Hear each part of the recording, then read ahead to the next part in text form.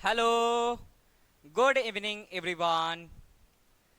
जैसे कि आप लोग जानते हैं, इस चैनल का नाम आप लोग के लिए पहली बार नहीं है, पासा एजुकेटर। आप लोग यहाँ पे पहले से ही आप लोग सीख रहे हैं कंप्यूटर, केमिस्ट्री। उसी तरह आप लोग के लिए एक न्यू स्किल लाया गया है। आप यहाँ पे देख ही सकते हैं, न्यू स्किल। न्यू स्किल क्या? न्यू स्किल सीखना है। जैसे कि इस दुनिया में एक नई चीज आ चुकी है जिसको लेकर हम लोग काफी ज्यादा चिंतित भी हैं, और हमें ये आना भी चाहिए। आप लोग के पास अगर कितना भी नॉलेज हो, तो अगर ये स्किल आपके पास नहीं होती है तो आप लोग डीमोटिवेट फील करते हो। कॉन्फिडेंस अंदर से नहीं आ पाता है कि हाँ, हम क्या करें नहीं करें। सब कुछ होते हुए भी ऐसा लगता है कि कुछ कमी है। उसी कमी को दूर करने के लिए आज हम लोग आए हुए हैं इस चैनल पे, इस प्लेटफॉर्म पे। जानते हैं वो क्या है, वो नई स्किल क्या है। Why are we here? हम लोग यहाँ क्यों हैं?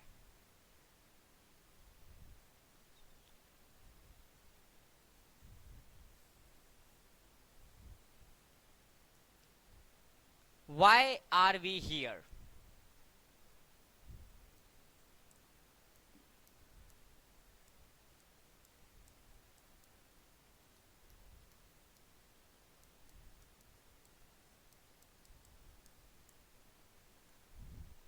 We are here to learn English. हम लोग यहाँ इंग्लिश सीखने आए हैं। वो नई स्किल इंग्लिश ही है। इंग्लिश क्यों? आप लोग भी जान रहे हैं। अगर हमें मैथ्स आती है, साइंस आती है, या हम दुनिया के किसी भी फील्ड में एक्सपर्ट हैं, लेकिन अगर हमें इंग्लिश बोलने नहीं आएगी तो हम लोग अपने आप को वीक फील करने लगते हैं, डीमोटिवेट फील करने लगते हैं। कॉन्फिडेंस नहीं आ पाता। ऐसा लगता है कि कुछ छूटा हुआ है। अपने बातों को किसी के पास रख नहीं पाते हैं। ऐसा क्यों होता है? क्योंकि इस दुनिया में ऑलमोस्ट सभी कोई इंग्लिश में बात करते हैं, इंग्लिश में बोलते हैं, और हमें लगता है कि वो क्या बोल रहे हैं। वो वही बात करते हैं जो हम लोग भी कर रहे हैं, या हम अपना चीजें बता रहे हैं, आपसे सुन रहे हैं। बस उनको उस चीज को इंग्लिश के माध्यम में बोला जाता है, इंग्लिश लैंग्वेज में बोला जाता है, तो आप लोग को लगता है कि काफी तेज बंदा है, काफी इंटेलिजेंट है। लेकिन इसीलिए हम लोग आज इंग्लिश सीखने वाले हैं। समझ गए इंग्लिश क्यों सीखने वाले हैं? अब जानते हैं इस प्लेटफॉर्म पे इंग्लिश में क्या क्या चीज सीखने वाले हैं।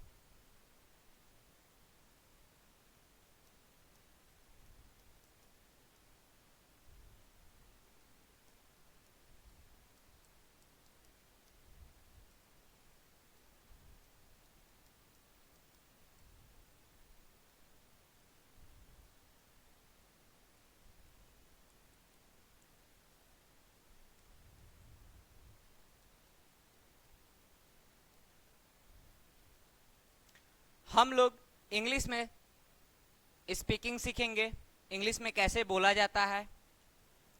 राइटिंग सीखेंगे, इंग्लिश में कैसे लिखेंगे। रीडिंग, इंग्लिश में किसी भी चीज को पढ़ेंगे कैसे। जैसे कि बहुत सारे न्यूज़पेपर्स होते हैं या बुक्स होते हैं जो इंग्लिश में पढ़ने में हम लोग को काफी प्रॉब्लम भी आती है। और लिसनिंग, लिसनिंग भी, अगर कोई कुछ बोलता है तो हमें समझ में नहीं आता है कि हाँ, सामने वाला बंदा क्या बोल रहा है। इसीलिए लिसनिंग पर भी हम लोग ध्यान देने वाले हैं।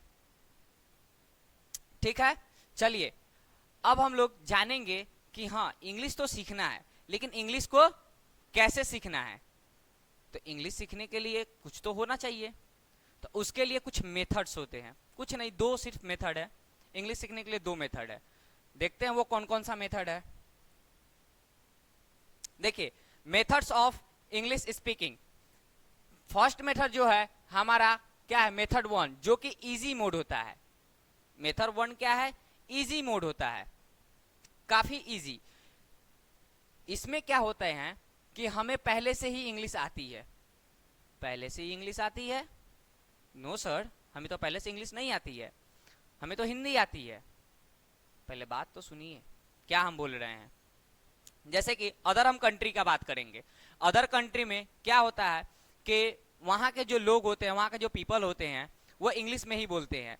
लेकिन क्या इंग्लिश में बोलते हैं तो क्या वो हो गया खत्म? नहीं, ऐसा बहुत सारी करेक्शन भी तो करना है ना, करेक्ट भी तो बोलना है, एक्यूरेसी के साथ भी तो बोलना है। जो चीज बोल रहे हैं आप एकदम सही बोल रहे हैं ना, वो चीज भी तो देखना है। इसीलिए फर्स्ट मेथड क्या है, इंग्लिश टू इंग्लिश का, जो कि सेम होता है, सेम टू सेम, इंग्लिश से इंग्लिश में। इसमें पहले आप लोग को क्या करना होगा, फर्स्ट में क्या होता है कि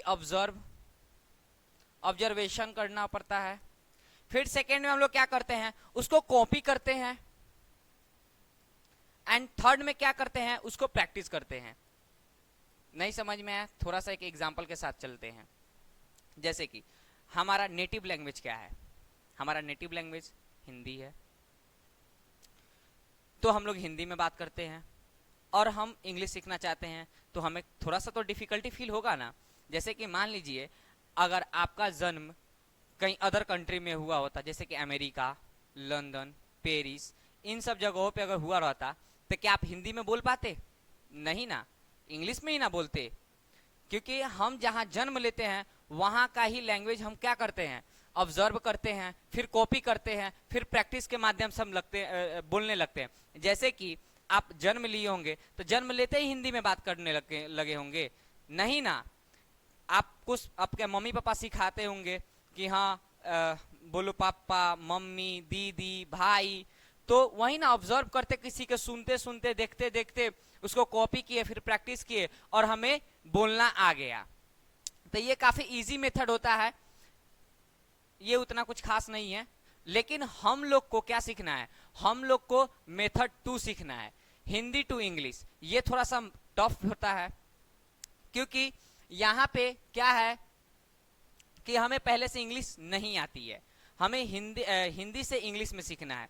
मान लीजिए किसी भी चीज को, एक चीज को अगर दूसरे चीज में हम बदलते हैं, स्टेट अगर बदलते हैं उसका, तो क्या होता है, थोड़ा सा प्रॉब्लम होता है, थोड़ा सा हमको टफ लगता है, थोड़ा मेहनत करना पड़ता है, तो ही जाकर हम वो चीज को सीख पाते हैं।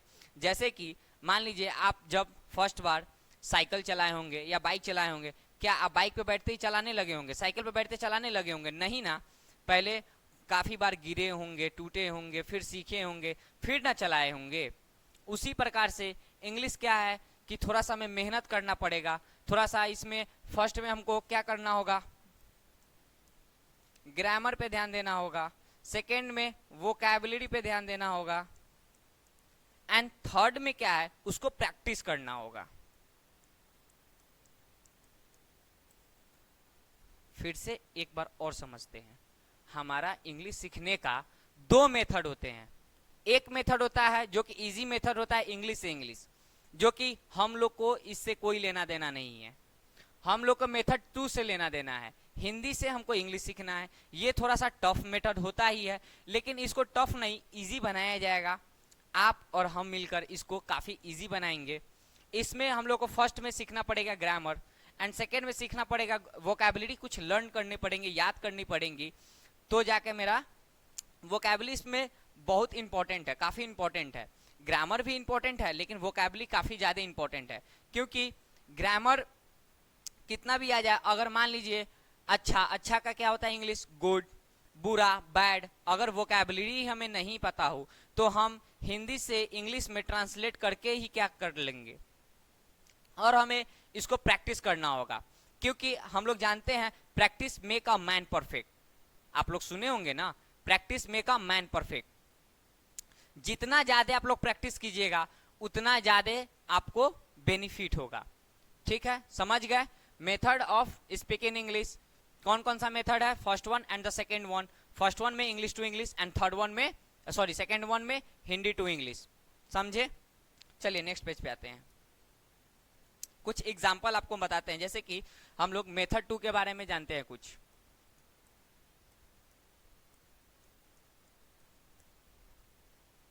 मेथड 2 से, मेथड 2 क्या करता है,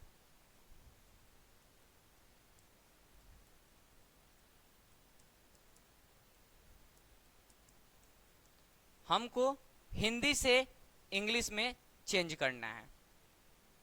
क्या चेंज करना है? ट्रांसलेशन नहीं बनाना है। मतलब ट्रांसलेशन बनाना है ठीक है, लेकिन ये नहीं कि हाँ हम फॉर्मूला रट रहे हैं, चेंज कर रहे हैं, माइंड में बैक ऑफ द माइंड चल रहा है, ये सब होना चाहिए। लेकिन आपका क्या कि हाँ जैसे ही आपको अगर इंग्लिश बोलना पड़े तो उसको बार बार आपको सोचने की जरूरत ना पड़े। उसके लिए हमको सबसे पहले कुछ बातें ध्यान में रखनी पड़ेगी, क्योंकि किसी भी चीज को अगर हम चेंज करने जा रहे हैं तो सबसे पहले उनका स्ट्रक्चर या जो भी फॉर्मूला जो होते हैं उनको जानना हमें पड़ेगा। वो क्या होते हैं, कुछ ऐसे एग्जाम्पल लेके हम लोग देखते हैं। जैसे कि एक एग्जाम्पल लेते हैं हम लोग,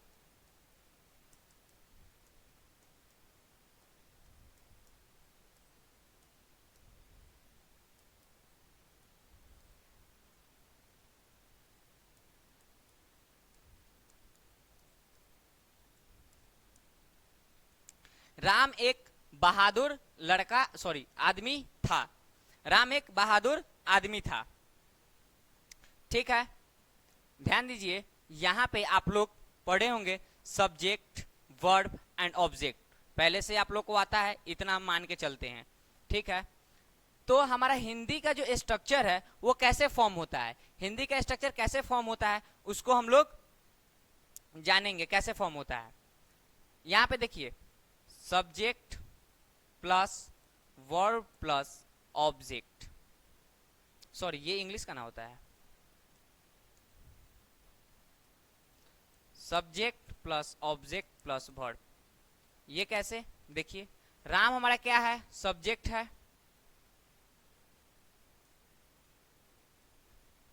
था हमारा क्या है, एक वर्ब भी है ना जी, जिसको हम लोग हेल्पिंग वर्ब भी बोलते हैं, एच भी, helping verb, is am are, याद है ना। और हमारा ये क्या है, एक बहादुर आदमी, क्या एक ऑब्जेक्ट हो सकता है। इसमें हम बताएंगे अदर वर्ड भी और ऑब्जेक्ट भी, साथ बने रहिए। अभी एक बेसिक चीजें लेके चलती हैं। देखिए यहाँ पे हम लोग एक चीज नोटिस करेंगे कि राम एक बहादुर आदमी था, इसका हमारा जो स्ट्रक्चर है कैसे बना है, इसका स्ट्रक्चर हमारा बना है subject plus object plus verb, इससे इसका मेरा हिंदी का स्ट्रक्चर बना है। चलिए एक चीज हम लोग, एस को क्या हम लोग 1 मान ले, ओ को हम लोग 2 मान ले एंड भी को 3, यानी 1 2 3 मिलता है तो हमारा एक हिंदी का स्ट्रक्चर बनता है। हिंदी का क्या बनता है, एक स्ट्रक्चर बनता है। अच्छा ठीक है, राम एक बहादुर आदमी था, इसको हम क्या करते हैं, इंग्लिश में चेंज करते हैं। देखते हैं इंग्लिश में चेंज करते हैं तो क्या होगा। यहां पे चेंज कर ले, ठीक है, यहीं पे करते हैं। राम एक बहादुर आदमी था,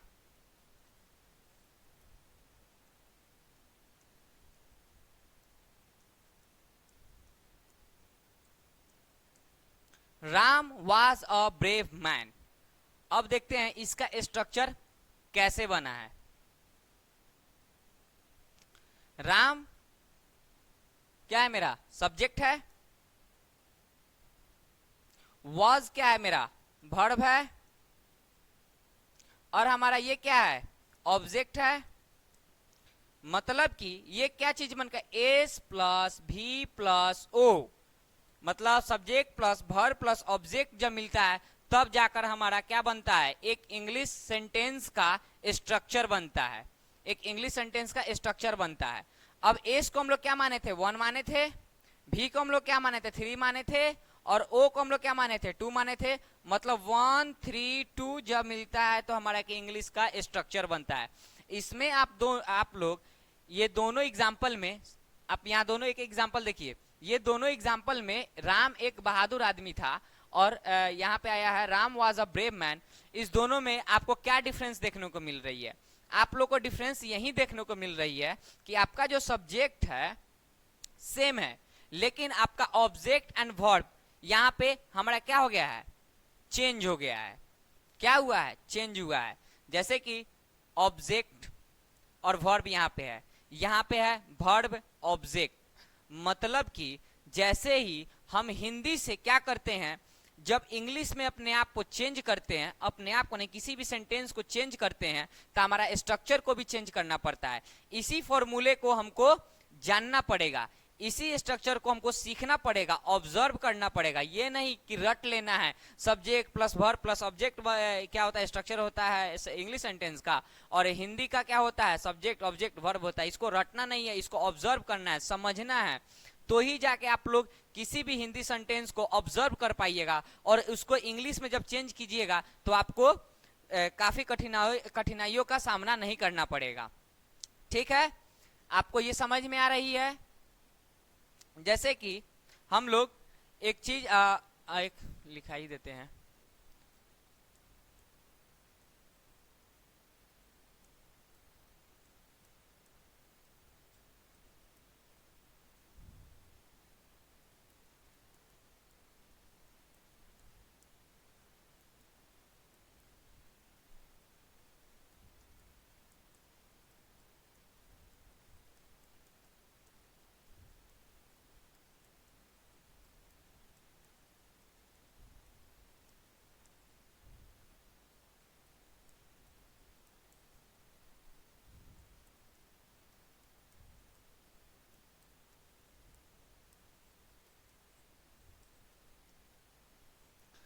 चलिए हम लोग ने तो एक एग्जाम्पल देखा था हिंदी सेंटेंस का भी और इंग्लिश सेंटेंस का भी। हम लोग ने क्या देखा था, एग्जाम्पल देखा था, और हम लोगों ने उनका स्ट्रक्चर को ऑब्जर्व करने का कोशिश भी किया था कि हाँ उनका क्या होता है। जैसे कि यहाँ पे देखिए, whenever we change any Hindi sentence into English sentence then we need to follow 2 steps. जब हमें कोई भी हिंदी सेंटेंस को इंग्लिश सेंटेंस में चेंज करना पड़ता है तो हमें 2 स्टेप्स को फॉलो करना पड़ता है। वो कौन कौन सा स्टेप्स है जानते हैं?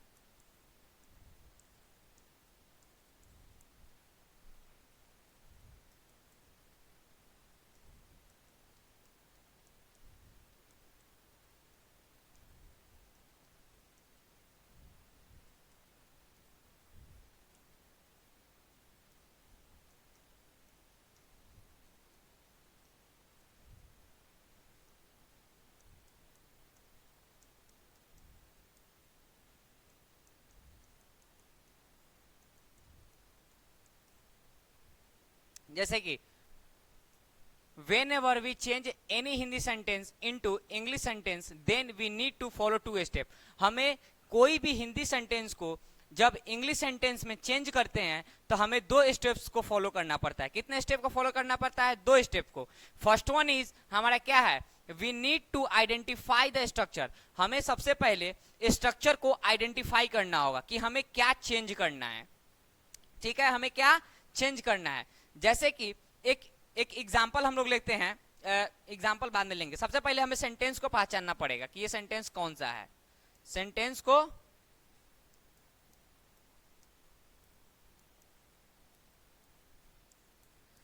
क्या करना होगा, हमको सेंटेंस को पहचान करना होगा कि हाँ ये सेंटेंस कौन सा है, क्योंकि हमारा सेंटेंस प्रेजेंट भी हो सकता है, पास्ट भी हो सकता है एंड फ्यूचर भी हो सकता है। ठीक है, उसके बाद सेंटेंस को पहचान करने के बाद हमको क्या करना होगा, उसके स्ट्रक्चर को क्या करना होगा, उसके आइडेंटिफिकेशन के हिसाब से उस पर अप्लाई करना होगा। तब जाकर हमारा हिंदी सेंटेंस इंग्लिश सेंटेंस में क्या होता है, चेंज हो जाता है। इंग्लिश सेंटेंस हिंदी सेंटेंस में चेंज हो जाता है। ठीक है, समझ पा रहे हैं या नहीं समझे? चलिए एक बार और आपको एक थोड़ा सा रिवीजन आपको करा देते हैं, या रिवीजन आपको बाद में कराई जाएगी। यहाँ पे ध्यान दीजिए, आपको बता दिया गया कि क्या करना है। जैसे कि यहाँ पे आपका एक एग्जाम्पल दिया गया है। एक बार की बात है, एक राजा था, राजा का नाम कुंदन था, उसके पास 2 बेटे थे। एक दिन राजा उनको बुलाया और बोला मैं मरने वाला हूं, अब तुम्हें गद्दी संभालना चाहिए। ये क्या बोल दिए सर, ये इतना जल्दी कैसे चेंज हो जाएगा? इसमें हम लोग पहचान करेंगे कि हमारा जो स्ट्रक्चर है इसमें कैसे बना हुआ है। जैसे कि हमारा जो कि पहले ही बताए हैं कि हमारा हिंदी का स्ट्रक्चर कैसे बनता है, subject plus object plus other word का बात किए होंगे, अदर वर्ड प्लस वर्ब। ये हमारा क्या है, हिंदी सेंटेंस का स्ट्रक्चर बनता है। जैसे कि आप यहाँ पे कहाँ पे खोजेंगे, जैसे कि देखिए मैं क्या है, सब्जेक्ट है जी। यहाँ पे देखिए हूं क्या है,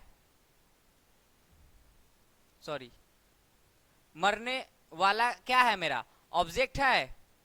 और हूं क्या है मेरा, वर्ब है। समझे, हिंदी सेंटेंस का स्ट्रक्चर हमारा ऐसे है, subject plus object plus verb. अब हम क्या करते हैं, इसको इंग्लिश में चेंज करते हैं। देखिए हम कैसे चेंज कर रहे हैं।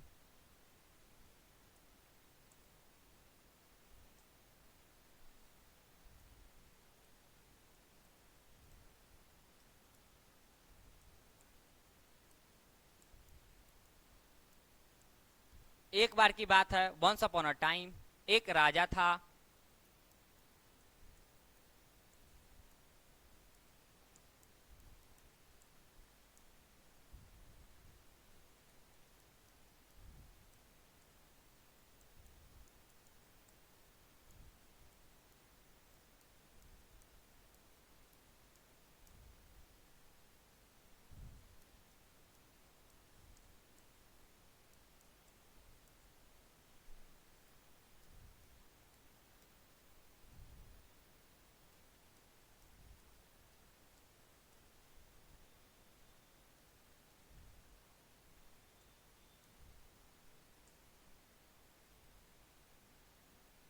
सॉरी ये क्या हो गया,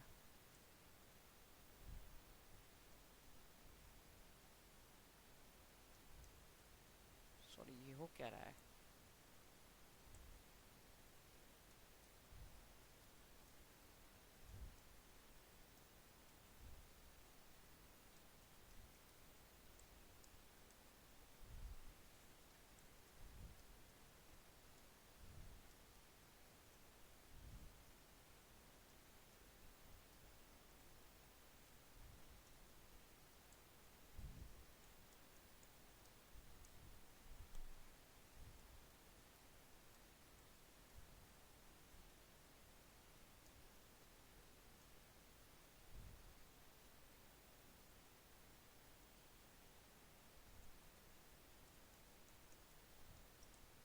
देखिए आपका एक एग्जाम्पल है, एक बार की बात है, एक राजा था, राजा का नाम कुंदन था। उसके पास दो बेटे थे। एक दिन राजा उनको बुलाया और बोला मैं मरने वाला हूं, अब तुम्हें गद्दी संभालना चाहिए। जब हम इनको स्ट्रक्चर को ऑब्जर्व किए हैं, फिर अप्लाई किए हैं, हम पहले ही बोले थे whenever we change any Hindi sentence into English then we need to follow two steps. बोले थे फर्स्ट वन इज क्या है, we need to identify the structure. सबसे पहले हमें स्ट्रक्चर को आइडेंटिफाई करना है कि हमारा स्ट्रक्चर क्या है। फिर क्या था हमारा, apply the structure as per identification. उसी को हम यूज करके हम इस हिंदी सेंटेंस को इंग्लिश में चेंज किए हैं। देखिए कैसे किए। एक बार की बात है, वंस अपॉन अ टाइम, एक राजा था, देयर वाज अ किंग, राजा का नाम कुंदन था, name of king was Kundan. उसके पास दो बेटे थे, ही हैड टू सन्स। एक दिन वन डे राजा उनको बुलाया, किंग कॉल्ड हिम एंड, और बोला एंड टोल्ड मैं मरने वाला हूं, I am about to die, अब तुम्हें गद्दी संभालना चाहिए। Now you should take care empire. देखिए इसमें जो हम इंग्लिश सेंटेंस का यूज किए हैं, इसका स्ट्रक्चर क्या है, इसका स्ट्रक्चर है subject plus verb plus object plus other word. ये आपका स्ट्रक्चर आपको देखने को मिल रहा है। जैसे कि आप लोग अगर देयर वाज अ किंग का बात करें तो आपको नहीं समझ में आएंगी, धीरे धीरे जब आगे बढ़ेंगे तो बताएंगे। एक छोटा सा यहीं पे ले लीजिए आप, क्या है, I am about to die. यहाँ पे देखिए सब्जेक्ट मेरा है, एम मेरा वर्ब है, हेल्पिंग वर्ब जिसे बोलते हैं, इज एम आर। उसके बाद क्या है, अबाउट टू डाई, इसको हम ऑब्जेक्ट में ले सकते हैं, ठीक है, अदर वर्ड ऑब्जेक्ट में ले सकते हैं। इसी तरह हम लोग यूज करके हम लोग क्या करेंगे, हिंदी सेंटेंस को इंग्लिश सेंटेंस में चेंज करेंगे। ठीक है, थोड़ा सा एक रिकैप आप लोग को देते हैं। जैसे कि हम लोग फर्स्ट में जाने हैं वाई वी आर हेयर, हम लोग यहाँ पे क्यों है, यहाँ पे हम लोग इंग्लिश सीखने के लिए, we are here to learn English. First में हमको यहाँ पे आप इस प्लेटफॉर्म पे आप लोग को स्पीकिंग सिखाई जाएगी, राइटिंग सिखाई जाएगी, रीडिंग सिखाई जाएगी, लिसनिंग सिखाई जाएगी। उसके बाद आप लोग को पढ़ाए हैं मेथड ऑफ स्पीकिंग इंग्लिश। यहाँ पे थोड़ी सी बातें और भी हम करेंगे, जैसे कि मेथड 1 का हम बात करते हैं English to English. English to English सीखना काफी आसान होता है। जैसे कि आप लोग काफी हेजिटेट फील करते होंगे इंग्लिश बोलने में, और आप लोग बोलते होंगे अदर कंट्री के लोग कैसे इंग्लिश बोल लेते हैं, क्योंकि भाई वहां का नेटिव लैंग्वेज ही इंग्लिश है, वो वहां जन्म ही लिए हैं। इसीलिए ना आपको बोले हैं कि वो लोग क्या करते हैं, ऑब्जर्व करते हैं, फिर कॉपी करते हैं, फिर प्रैक्टिस करते हैं। हम लोग को हिंदी कोई सिखाया गया है क्या? क्या हम लोग हिंदी में जो बात करते हैं क्या करेक्टली बात करते हैं? क्या ग्रामर उसका ग्रामेटिकली एकदम करेक्ट होता है? नहीं होता है। हिंदी भी काफी टफ सब्जेक्ट है, समझे। हम लोग भी क्या करते हैं, हिंदी को ऑब्जर्व किए बचपन में, फिर कॉपी किए, फिर प्रैक्टिस किए, तब जाके हमें हिंदी आई है। हमें अगर इंग्लिश सीखना है तो हमें मेथड 2 के यूज करके सीखना पड़ेगा, हिंदी टू इंग्लिश। ये थोड़ा सा, क्योंकि हिंदी क्या है, डिफरेंट लैंग्वेज है, इंग्लिश भी क्या है, डिफरेंट लैंग्वेज है। आप हिंदी से इंग्लिश में सीखना चाह रहे हैं, कोई जैसे कि मान लीजिए हम बिहार से हैं तो हिंदी से इंग्लिश सीखना चाहते हैं, क्योंकि हमें हिंदी पहले से ही आती है, इसीलिए ना हिंदी से हम लोग इंग्लिश सीखने जा रहे हैं। अगर हम बंगाल से रहते तो क्या हिंदी से इंग्लिश सीखते? नहीं सीखते, बंगाली टू इंग्लिश सीखते, क्योंकि वहां का नेटिव लैंग्वेज क्या है, बंगाली है, और हमारा नेटिव लैंग्वेज क्या है, इंग्लिश है। ठीक है।